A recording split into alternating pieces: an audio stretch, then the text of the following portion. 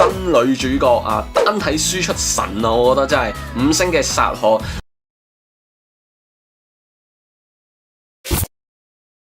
新朋友舊朋友，大家好，我係奧斯卡，今日繼續光隙解語啊！嗱，估唔到我仲喺度玩緊呢隻 game 啊！我亦都真係估唔到呢隻 game 居然可以喺我手機入面存活過4-5日啊！只能夠話原來一隻角色咧係可以令一款遊戲成功噶，俾掌聲佢。好啦，咁翻返嚟今日正題啦。我發現咧，原來呢隻 game 咧，其實攻略咧好似真係唔係咁多。咁可能因為呢隻 game 啦，佢係一隻攻略型嘅遊戲啦。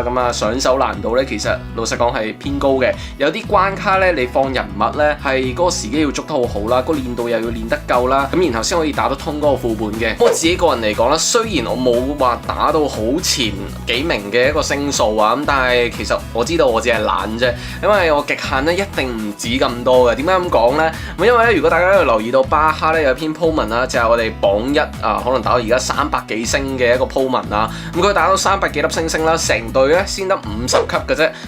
據佢嘅話啦，佢淨係得6星嘅雪梨，即係而家 up 詞嗰隻啦。啱啱好咧，我都有一隻6星嘅雪梨啊。咁所以咧，我之後會繼續努力啊。好啦，翻返今日嘅主題啦。我都知道呢隻 game 咧，其實好多角色啦。可能大家6星角我又突破唔到，我唔知用啲咩3、4、5星嘅角色啊，又或者唔知道應該要投資邊一隻嘅6星角色，又或者你配到嘅時候唔知道應該要放幾多隻法師、幾多隻攻擊角色、幾多隻寶師、幾多隻坦啊。雖然我好 hea 咁玩，但我都打到200幾粒星啊。同時亦都參考咗呢個榜1嗰篇文章啊，可以話係英雄所見略同啊。嗱，原本咧我就上喺條片度咧，一邊就睇佢篇 po 文咁，一邊討論下啦。因為咧我就 at 咗嗰個大佬啊，咁但係因為佢冇覆我啦，所以我就唔直接 show 佢篇文俾大家睇啦。咁但係我會喺落邊咧分享嗰條 link 俾大家，咁大家可以撳入去睇下。雖然我放唔到個文章啦，但係其實我覺得佢分析同我都有啲似嘅，咁我就同大家去推薦下啲角色，同埋分析下落面嘅幾個內容啦，包括配對啦，同埋一啲3、4、5星嘅一啲實用角色啦，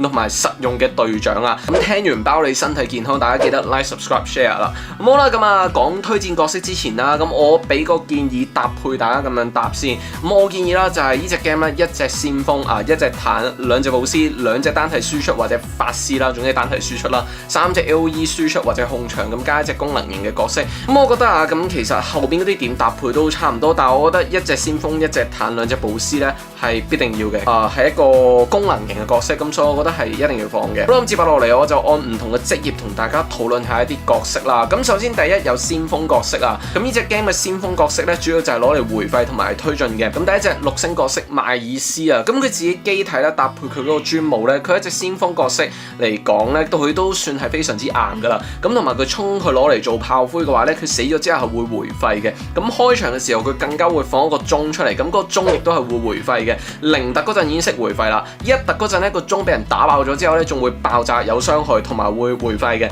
成隻角色咧，即係體面面個收益咧都非常之 OK 啊。咁你0突嘅時候其實已經可以攞嚟用，咁1突嘅時候咧個鐘爆開仲識回饋，咁其實更加可以攞嚟投資。咁其餘2隻咧就係4星嘅符格同埋4星嘅游醫啊。咁2隻咧都係充臉嘅回饋角色啊。玩快攻隊咧其實都算係必放嘅。咁但係現階段嗰個卡池咧，我相信大家都唔係話好齊。我建議就玩一啲穩打穩實嘅隊伍就比較好啊。咁如果你話冇6星嘅邁爾斯，咁你就去抽一隻啦。咁如果你真係唔想抽嘅，咁我建議嗰個排序就係6星邁爾斯啦，同埋4星符格，咁之後先到4星游醫嘅先鋒角色。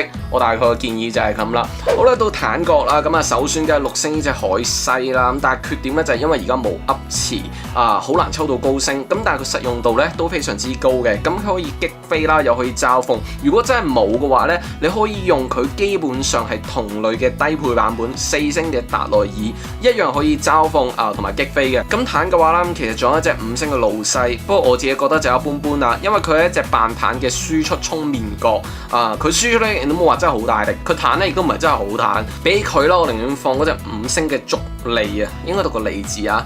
佢自己硬度唔錯啦，佢出場嘅登場技同埋佢自己招技能咧都可以放2隻會坦嘅召喚物出嚟嘅。依類型遊戲啦，我覺得人數就係一個絕對優勢嚟嘅。咁放坦嗰個推薦度啦，我個人咧就係比較偏向6星嘅海西啦。如果冇嘅話，就5星嘅足利，再冇咧，你先用4星嘅達尼爾露西，我就唔係好推啦。咁雖然佢係免費送嘅，呢個我意見啦。咁第3啦就係攻襲類領域類嘅一個輸出類角色啦。因為都係輸出角色啦，我呢度直接溝埋一齊講啦。咁我先講 AOE 輸出類嘅角色先。咁6星咧有利亞即係風類啦，4星嘅提娜同埋4星嘅加娜。6星嘅風類啦，零解嘅時候咧已經可以用噶啦。咁AOE 佢有推進嘅功能性，同埋佢個輸出力咧都唔低嘅。咁解一咧只係差嗰個範圍嘅差距啫。不過你都唔可以強求，因為而家冇 up 詞。咁如果高特嘅話咧，咁你有提娜啦同埋加娜啦，呢兩隻都係4星角，就比較容易突上去。我個人咧係比較偏向寧願用4星角嘅，因為4星嗰個提娜佢係新手送嗰隻冰類啦。就真係好撚好用又識冰又識控又有輸出，個 CP 值係真係幾高嘅。4星加娜啦，我個人咧係覺得呢隻嘢真係好勁輸出真係好高。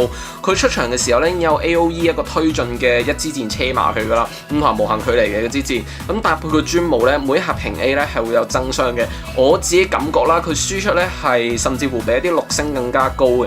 咁你可能會問，咁點解唔放5星嗰隻鐮刀海德連加啊？因為呢隻5星角色啦，比較難突滿啦。如果突滿咗嘅話，佢都係一個選擇嚟嘅。咁但係我個人偏好咧，嗰隻我寧願係攞嚟做隊長，攞嚟加高 AOE 增傷，同埋佢自己攞嚟輸出會更加好咯。單體輸出方面啦，有6星嘅塞西同埋6星嘅克里斯塔新出角色嚟嘅呢隻，咁唔使多講啦。呢兩隻角色好犀利啦。咁遊戲入面唯二兩隻角色可以靠呢個推進角色向前推，然後直接掉佢出去同隻王單挑嘅。塞西係可以用課金禮包簡單課到4到5解啦。咁但係6星嘅克里斯坦就係單純嘅一隻課金角色啦。咁要突滿一隻咧，我估應該都唔平嘅。咁呢兩隻角色啦，有錢放得滿噶啦，冇錢就睇人哋課滿佢啦。OK， 咁接下來就係呢個遊戲真女主角單體輸出神我覺得真係5星嘅薩可。咁佢專武咧有大量嘅破防啦，佢登場咧亦都係好大力嘅一個輸出咁打 boss 打兆王都係非常之好用嘅。弱點就係脆咗啲啦，但係佢卡圖係搭救到嘅。單體角嚟講咧，我自己係會入佢嘅，因為佢5星角，同埋我自己有特高咗啲啦呢隻角色。好啦，寶斯啦，寶斯有6星嘅布雷蒂，但係呢隻係隊長命嚟嘅，因為佢隊長技實太勁啦，抽到直接攞嚟做隊長啦。咁雖然佢好保得但係寶斯真係唔輪到佢，因為佢成個技能組就係攞嚟做隊長嘅。然後寶斯淨得翻2隻啦，咁有5星嘅洛拉咁同埋3星嘅莉莉，咁登場回血 AOE 回血總之就係回血。咁另外一隻仲有隻阿蓮嘅嗰隻食人花，我都有練嘅，佢係一隻暗木嚟嘅，前期幾好用嘅，識打人又識補。我雖然咧就突滿咗佢但係以回血量嚟講咧，佢係唔夠呢個5星嘅洛拉同埋3星嘅莉莉去回得多嘅。呢個遊戲其實真係唔係好缺輸出嘅啫，真係輪唔到佢上場。咁最後啦就係我個人推嘅人權角色，都係 AOE 控場輸出功能集於一身嘅一隻角色就係6星嘅雪莉，亦都係我哋而家嘅 up 詞首推嘅，即係無論佢而家係咪遊戲啱啱出啦，抑或還是而家出咗新卡詞啦，都仲係首推呢隻角色我自己個人咁登場 AOE 識控場識減路，加上我自己又突滿咗，非常之快樂。咁同埋大家前期嗰啲資源應該都係抽佢嘅啫，唔會抽其他。咁所以我估計啦，大家一開始個卡詞應該都係投資佢。咁所以雪莉我諗大家起碼每人都3、4隻或者2、3隻啦。咁我覺得就放佢啦，其他都唔使理噶啦。咁所以都唔介紹其他嘅一啲咁嘅控場輸出角色啦。隊長方面啦，我自己覺得而家現階段有3隻可以攞嚟做隊長嘅，比較簡單粗暴。咁其他我就唔講啦，費事條片太長咁第一隻咧就係呢個布雷蒂首選回路免傷增傷加跑速集於一身，抽到咧唔係好攞嚟做保師直接攞嚟做隊長咁海德連加啦就係 AOE 輸出增傷，咁同埋佢自己可以輸出啦。薩可單體輸出咁同呢個海德連加就係相反嘅一個操作啦，咁都係加單體輸出嘅輸出能力嘅。咁但係因為過關卡咧，除非你塞西同埋新舊嗰隻克里斯塔都抽到好高星啦，如果唔係我都係建議用呢個海德連加做搭配因為 AOE 清怪係比較快嘅，即係你有4星嘅蒂娜啦、4星加娜啦同埋6星嘅雪莉 AOE 輸出清怪咧，咁樣係比較穩陣啲嘅。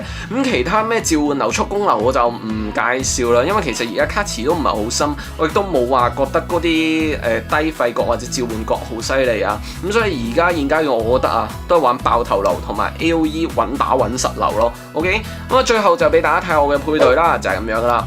咁榜1嘅配對咧就係咁樣嘅。咁大家可以參考下。好啦，介紹完啦，咁相信大家對於培養咩角色啦都有個大概嘅概念啦。咁啱啱玩呢嗰個卡關嘅情況呢，其實係幾嚴重嘅。咁我而家覺得都算可以接受到，慢慢玩呢都舒服嘅。咁同埋隻 game 呢都係掛機拖啊，咁都算互幹舒服嘅。好啦，咁今集去到呢度啦，希望大家中意呢條片啦。咁大家有咩意見就留言分享一下啦。咁想一齊玩嘅話，想一齊打機就加我哋 Discord 群啦。中意條片記得 like、subscribe、share 就咁啦。我係奧斯卡，我哋下條片再見啦，拜拜。